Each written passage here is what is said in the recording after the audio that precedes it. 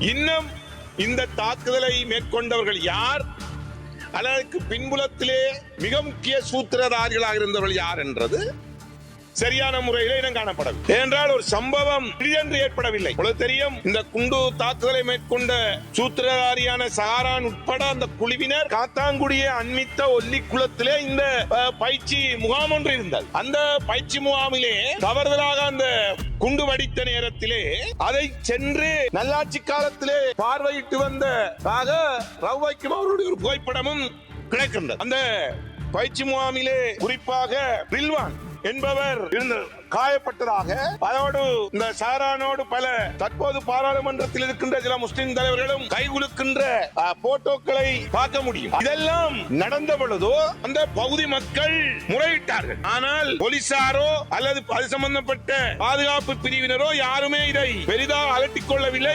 வடகிழக்கு இணைப்பிலே பேசும் பொழுது தெத்தாறு ஓடும் என்று பேசிய அரசியல்வாதிகள் இருக்கின்றார்கள். கடுமையான மதவாத கருத்துக்களை பேசிய மதவாதிகள் இருக்கின்றார்கள், மத தலைவர்கள் இருந்தார்கள். இவையெல்லாம் சுட்டிக்காட்டப்பட்டாலும் சாதாரண மக்களால், சிவில் அமைப்புகளால், மனிதநேய நலன் விரும்பிகளால், நலனோம்புகை விரும்பிகளால் சுட்டிக்காட்டப்பட்டாலும் இவர்கள் கை செய்யப்படும்.